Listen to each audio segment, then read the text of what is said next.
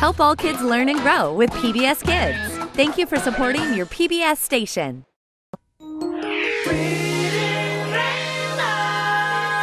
Butterfly in the sky, I can go twice as high. Take a look, it's in a book, a reading rainbow. I can go anywhere, friends to know and ways to grow. A reading rainbow. I can be anything. Take a look, it's in a book, a reading rainbow. Reading rainbow.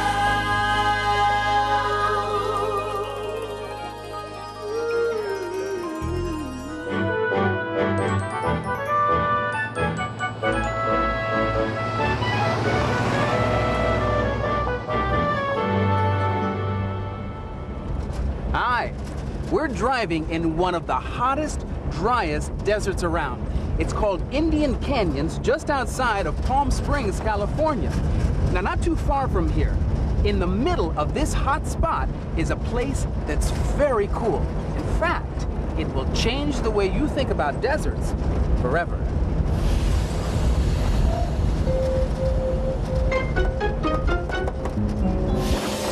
Uh-oh. I don't like the sound of this at all.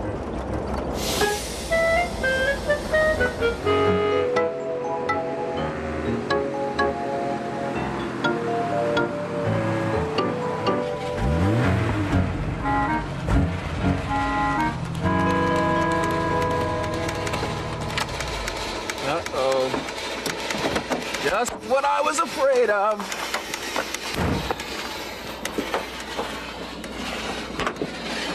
Whoa!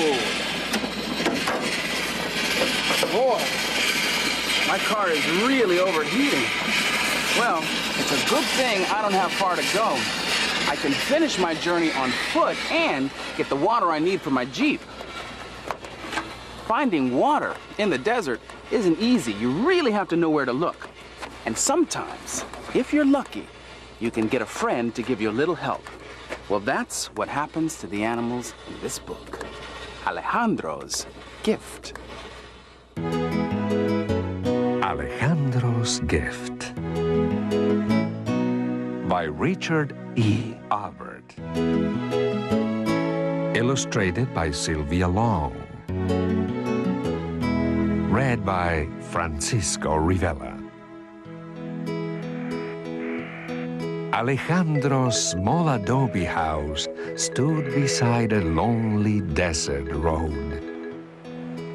Behind the house stood a well and a windmill to pump water from the well for Alejandro and his only companion, a burro. It was a lonely place. Visitors were few. To pass the lonely hours, Alejandro planted a garden. It had carrots, beans, large brown onions, tomatoes, and corn. The days went by with little change until one morning when there was an unexpected visitor. A ground squirrel crept from the underbrush, drank its fill of water, and scampered away. After it left, Alejandro realized that for those few moments, his loneliness had been forgotten. And because he felt less lonely, Alejandro found himself hoping the squirrel would come again. The squirrel did come again. From time to time, bringing along wood rats, pocket gophers, jackrabbits, roadrunners, Gila woodpeckers, and thrashers. Even an old desert tortoise could be seen plodding toward the garden. Suddenly, Alejandro found he was rarely lonely. He had only to look up to find a small friend nearby. He soon realized that his tiny desert friends came to his garden not for company, but for water. And he found himself thinking of the other animals in the desert. Animals like the coyote, the desert gray fox, the antlered mule deer, the bobcats. With his windmill and well, Alejandro could supply ample water for any and all. So, Alejandro decided to dig a desert water hole. Digging was tiring work, but the thought of giving water to so many thirsty animals more than made up for the drudgery. And when it was filled, Alejandro was pleased with the gift he had made for his desert friends. Days passed, and it was still quiet at the water hole. Why? Alejandro wondered, weren't the animals coming? What could he have done wrong? One morning, Alejandro saw a skunk in the clearing beyond the water hole. But when the skunk saw Alejandro, he darted to safety in the underbrush. It suddenly became very clear why Alejandro's gift was not accepted. He dug another water hole far from the house and hidden by heavy desert growth. When it was filled and ready, Alejandro waited. As it turned out, he was not disappointed. The animals of the desert did come because the water hole was now sheltered from the house and the road, and the animals were no longer fearful. And although Alejandro could not see through the desert growth surrounding the water hole, he had ways of knowing the animals were coming. By the twitter of birds gathering in the dusk, by the rustling of mesquite in the quiet desert evening, or the unmistakable sound of a herd of peccaries charging toward the water hole. And in these moments, when Alejandro sat quietly, listening to the sounds of his desert neighbors, he knew that the gift was not so much a gift that he had given, but a gift he had received.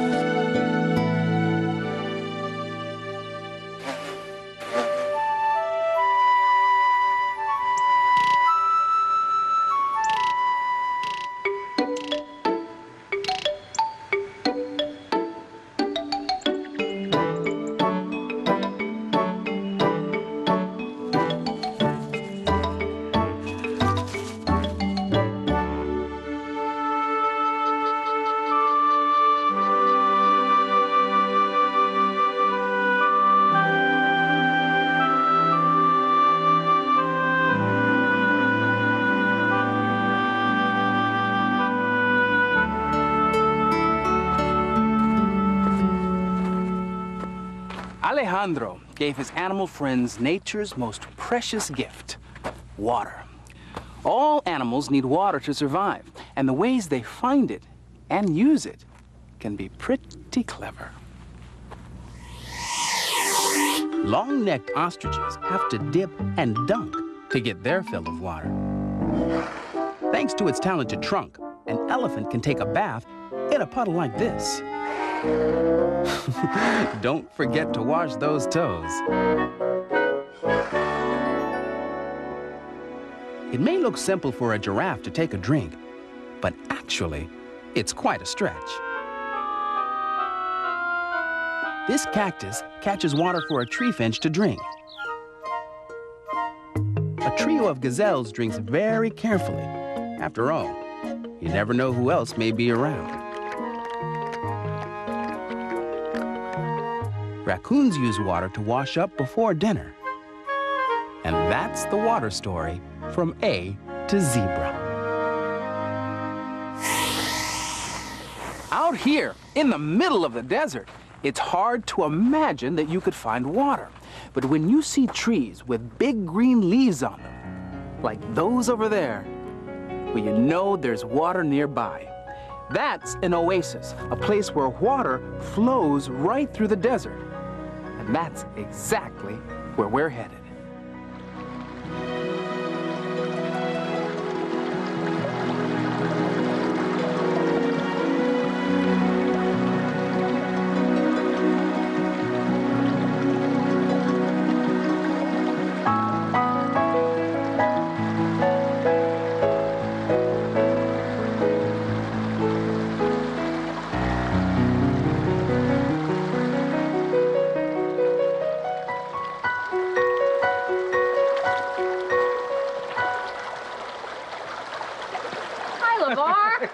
What took you so long? Well, I actually had a little bit of car trouble. Engine overheated. Yep. That happens a lot in the desert. This is Morgan Levine. She's a naturalist and she knows every corner of this oasis and the desert around it. Now, Morgan, this place is remarkably beautiful, but tell me, how did all of this water get here in the desert? This water is from 3 different places. It's from snow melting up on the mountain. It's from mountain springs. And it's also from hot mineral springs bubbling up from underground. And because there is water here, people could live here. Native Americans, the Kauai tribe, lived here for thousands of years. Now, certainly they needed more than just this water to survive here. Yes, they needed animals, they needed plants, and the oasis provides everything.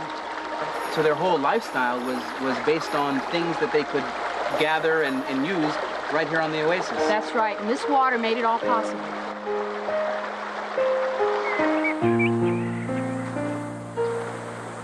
Now, LeVar, this is a group of palms that really shows the action of the water.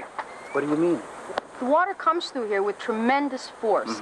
If we lived here more than 100 years ago and we came back here, we would wonder, where is the ground? Because when these palm trees began to grow, this is where the soil was. And now, look where the soil is. Now, why are the trunks of these trees all black? The Kauai people fired these palms on purpose. They lived under these trees. And this palm tree will keep its skirts, its dead leaves, sometimes we call them the petticoats, unless they've been in a fire. So if you set them on fire, it would make it brighter and warmer and get rid of all the leaves on the ground. But the most important thing it did for this palm tree is it improved the fruit. You can see fruit from the top of the tree here. And every few years, if you fire the palm, you get more fruit and better fruit. Now, what other uses did the Kauai have for the palm? Well, they would use the leaf of the palm as the roof of their house. It's windproof and waterproof. They also made some baskets from this. They made stirring sticks and spoons. And they even made their sandals from the palm tree.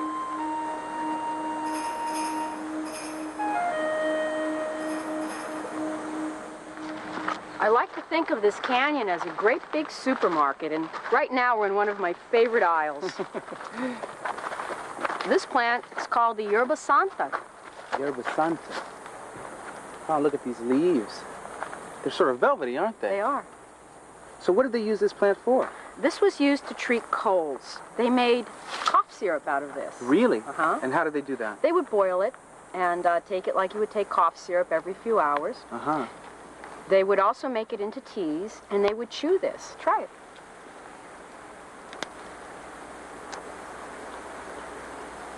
It's kind of gummy, isn't it? And you won't be so thirsty if you chew that. It has a lot of water in it. It does. It's a little bitter. And what's this bush over here? This is called the four-winged salt bush, and they call it this because if you look at it, each little seed looks like it has 4 wings. They would pound this into flour that tasted a little bit salty. They would also boil up the stems and the leaves if they had head colds, and they would inhale the steam, and this would open your head up a little bit. And when you wanted to wash your clothes, they got soap from this. Really? It was used for soap as well? This is the detergent aisle.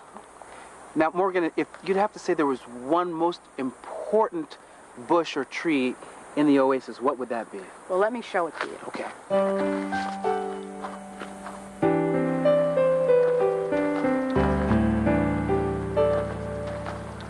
This is the mesquite tree, and of all the plants in this canyon, this is the one that was most important to the tribe.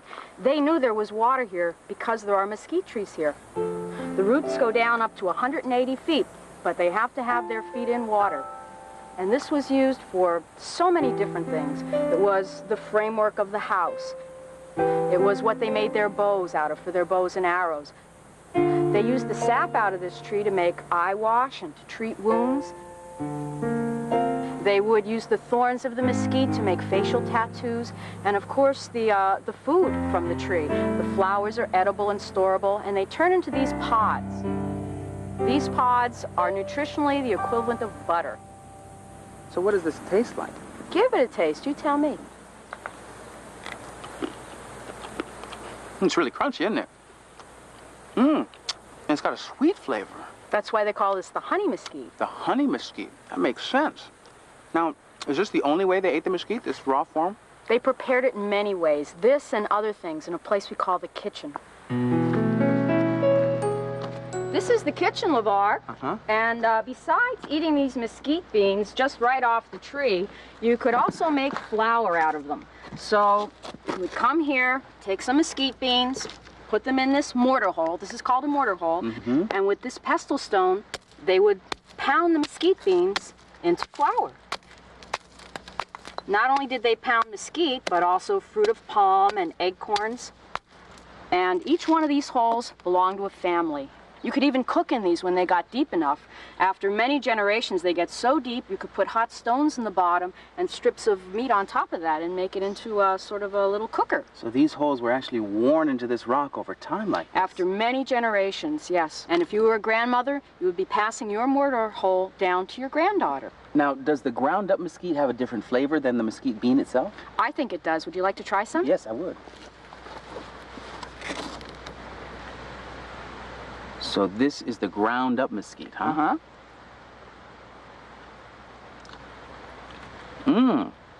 That's good. Kind of a nutty flavor, isn't it? Yeah, it's really good. You could put this in soup, or you could make something that was almost like an oatmeal from it. Really good. This was eaten almost every day by the tribe. Wow. Well, I know why they call this a kitchen. This is really hot here. Since we're at the oasis, let's find someplace cooler to hang out. Yes. Okay? Morgan, thank you so much for the tour of the oasis. I really enjoyed this. Me too. Thanks for coming. And don't forget some water for your Jeep. That's right, I won't.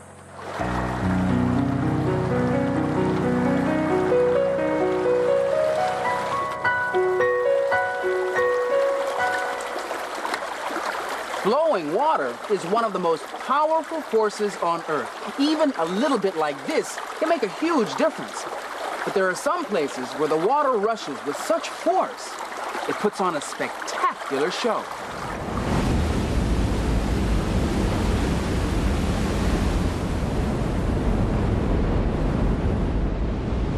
This is Niagara Falls, one of the wettest and wildest places on Earth. 750,000 gallons of water pour over these falls in a single second. That's enough water to fill 21,000 bathtubs, or flush 125,000 toilets, or brush your teeth 1.5 million times.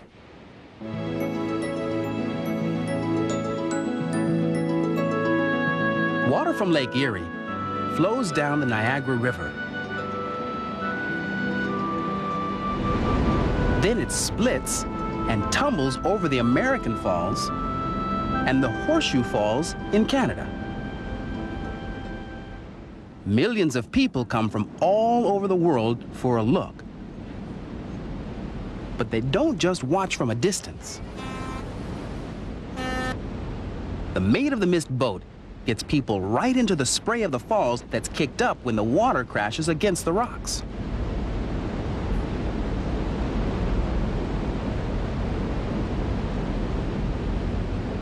And for those who really want to feel the force of the water, the hurricane deck is about as close as you can get.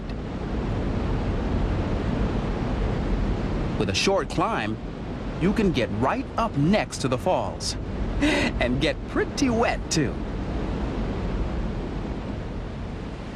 While the falls provide one of the most spectacular eye-opening shows, much of the Niagara River's water is used to produce energy. Water from the river travels downstream and enters this building. Inside, the force of falling water turns turbines like these to produce electricity.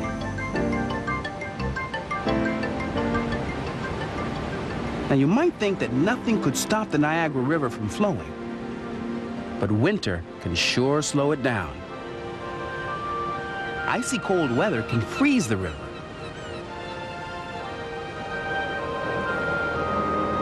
When this happens, icebreakers cruise the river, cracking and crushing the ice to loosen it up, so that Niagara Falls can keep cascading 24 hours a day, all year long.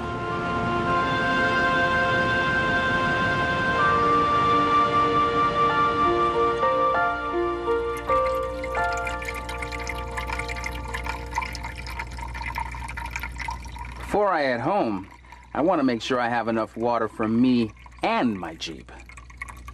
There, that ought to do it.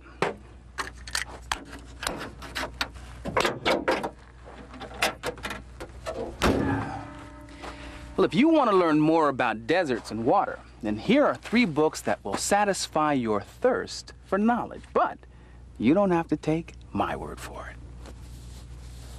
Hi, I'm Jesse. Do you know the water you drank last night is the same water that the dinosaurs drank millions of years ago? This book is called Water, Water Everywhere. It has a lot of neat facts about water. 3/4 of the earth is covered by water. It's a good thing because everybody needs water to live. Most of the water on earth is salt water, and a lot of the fresh water is frozen. Even though there's water everywhere, not all of it is drinkable. Water changes its form over and over. It can be a liquid, a solid, even a gas. This is one cool photograph. It's a water droplet. This book tells kids why it's important to protect the water that we have. I liked Water, Water Everywhere, and I think you will too. Imagine what it's like to live in a dry, dusty place, and then it starts to rain. It's a celebration, just like reading this book. It rained on the desert today. This book is full of wonderful poetry. The pictures are absolutely beautiful. Here the girl is watching for the storm clouds to gather. There's the blinding flash of lightning. There's the crack of thunder. It's raining. To the children, the rain is like music. The little ones play in the mud. The book calls them mud babies. The girl goes to sleep, thankful for the rain. I'm Christine. It Rained on the Desert Today is a truly special book. It will make your heart happy. Hi, have you ever heard of a fennec or a bird? How about a meerkat? These are amazing creatures that you could learn about in the Desert Alphabet book. This book is filled with creatures that are desert survivors. They need only a little bit of water. The Australian water-holding frog, for example, lives deep in the ground. It conserves its energy until the rain falls. Of course, everybody knows about the camel. The elf owl is a really fascinating bird. You're probably wondering what a fennec is. Well, here's the picture. It's a small desert fox. Notice anything? All these creatures begin with a different letter of the alphabet. P is for a palmate gecko, a kind of lizard. The pictures in this book are very colorful, just like the desert. I'm Mahamadul, and I recommend the Desert Alphabet book. You'll enjoy it as much as a cold glass of water on a hot day.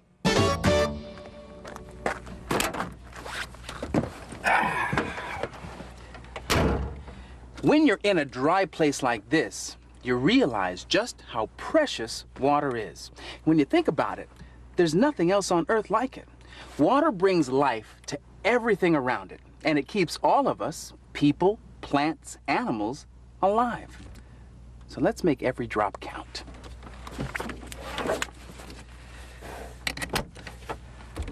I'll see you next time.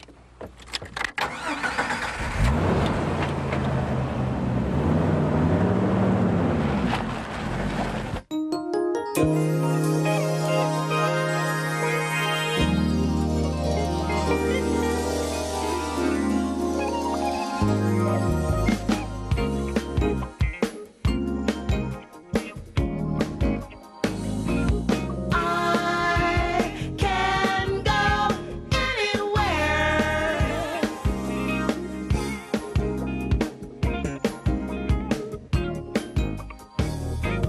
I can. Today's Reading Rainbow books are Alejandro's Gift by Richard E. Albert, illustrated by Sylvia Long, published by Chronicle Books. Water, Water, Everywhere by Mark J. Ruzan and Cynthia Overbeck Bix, published by Sierra Club Books for Children. It Rained on the Desert Today, written by Ken and Debbie Buchanan, illustrated by Libba Tracy, published by Northland Publishing Company. The Desert Alphabet Book by Jerry Pilata, illustrated by Mark Estrella, published by Charles Bridge Publishing.